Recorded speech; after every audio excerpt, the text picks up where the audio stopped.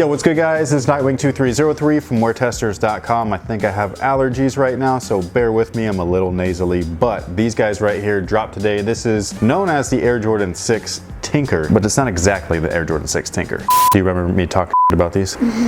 So I wasn't actually like talking about the colorway because I always liked this colorway, but I was just like, I don't understand what's Tinker about these, because the Air Jordan 13 Tinker, now known as the Jordan Black Cat, was an original concept sketch that they turned into an actual shoe. This guy right here though, like I was kind of like, what's concept about these? Like where, like what is it? You know what I'm saying? Like it was rumored that there was going to be extra perforations on the toe or whatever it was, because the original sketch, at least from what we've seen of the Air Jordan 6, it was very similar to the actual Air Jordan 6 that released. So I didn't understand what the Tinker portion was. I thought it was kind of weird. I thought that it was strange that they were like slapping his name on it, but I was at the Air Jordan 33 event. Inside of the event was this one room. Inside that room, half of it was filled with stuff that we could like take pictures and talk about. More specifically, it was a lot of the Air Jordan 33 colorways that they unveiled. Then there was this other half of the room that had upcoming product that we were not able to film or take pictures of. We're not allowed to talk about it or anything.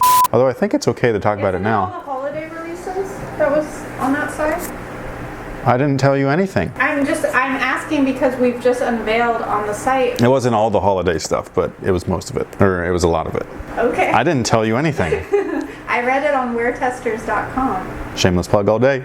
And inside of that half of the room, like I was saying, there was a bunch of the upcoming product, and some of them were of this Tinker series. And so I was asking the Jordan brand people, like, what exactly is Tinker about these? And then that's when they explained that it wasn't a Tinker concept shoe. It was more so colorways taken from other Tinker designs placed on Air Jordan shoes. So the Air Jordan 3 Chlorophyll is not actually called the Chlorophyll Air Jordan 3. It was just a colorway used on one of the old Bo Jackson trainers that Mike actually wore one time, and so they went and put that on the actual shoe. This guy right here takes its color scheme from the Nike Air Trainer SC2. It doesn't look exactly the way that that one was blocked, but these guys right here, I absolutely love how they turned out. I love that sail midsole. It gives it kind of that vintage feel. I do wish that the leather, the white leather, was kind of that same distressed look, but the quality of the leather is really, really nice. And then the nubuck portions on the toe, as well as the underlay panels, is also nice. It's got that really nice soft feel to it, and what I really, really like, I think that they switched up how they built these things, because they're not all boxy and hard in the toe anymore. They're soft like they used to be back in 2008 for the Countdown Pack version, as well as the previous Jordan 6s back in, like, man, I can't even remember, I think it was like 2000, 1999, something like that, the last time that they had the Nike Air on the back. The infrared ones, not the maroon ones. If I don't make sure to say everything, they're gonna be like, actually, you forgot about the maroon Air Jordan 6. I'll be like, I know, I was talking about the old releases, the ones that before you were a sneakerhead.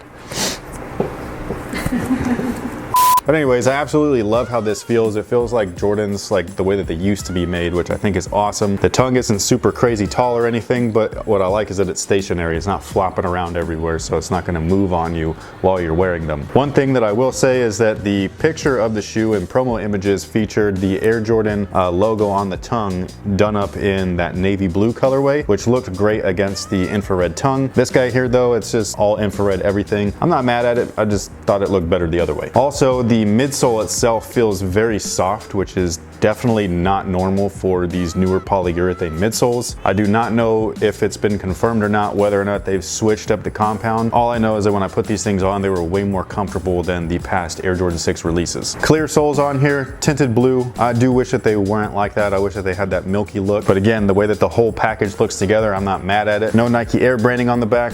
I would have preferred that as well, especially since these are kind of like tying back into old Nike releases. That would have really like come full circle in my opinion, but it's not an original colorway, which is why we do not have it there on the back. These things fit true to size. For anybody wondering, retail is $190 and nobody's interested in buying these. I absolutely love these things though, so I grabbed a pair, obviously. And if you like them, I suggest that you grab a pair too, or all you gotta do is wait, and I'm sure that they're gonna be discounted and eligible for coupons and codes and all that kind of good stuff in about 4 weeks. But let me know what you guys think about these down below in the comment section. Did you grab a pair today? If so, how do you feel about your pair? Did they come out nice? If you did not grab a pair today, why not? Is it because there's just too much stuff? You're not liking the colorway? It's not limited enough for you? If you're a hype beast, it's okay. You could admit it. I'm not judging. I am a little bit, but it's okay.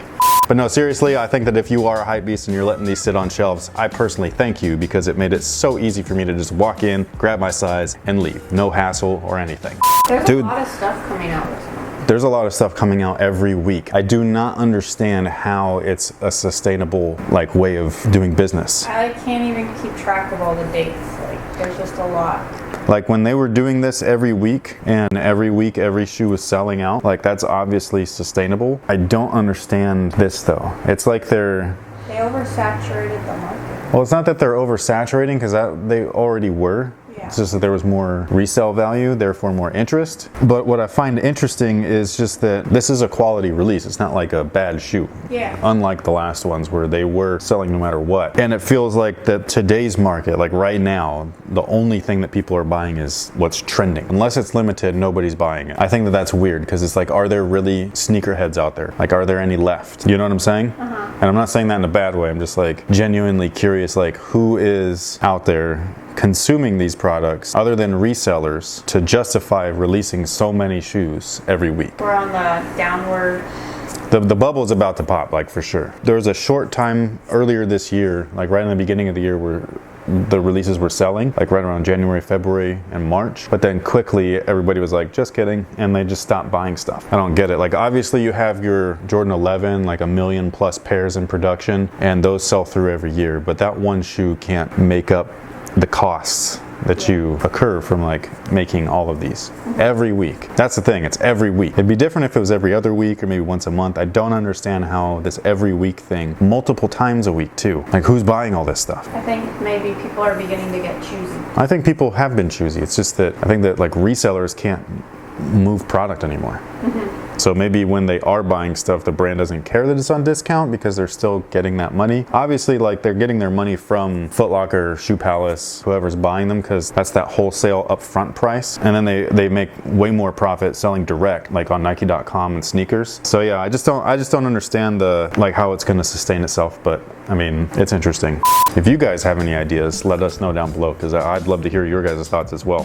I love that the midsole is like spray painted, like it's like glossy. Yeah. And then it's matte. No, you can see the lights bouncing off of the. Dude, it looks crazy. This looks hella retro, dude, like super 90s. Yeah. This is a fantastic colorway. Go all Saved by the Bell. Dude, that's what I'm talking about. Zach Morris on there.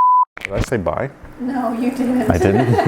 You were like... I'm just like, yeah, okay, bye, peace out.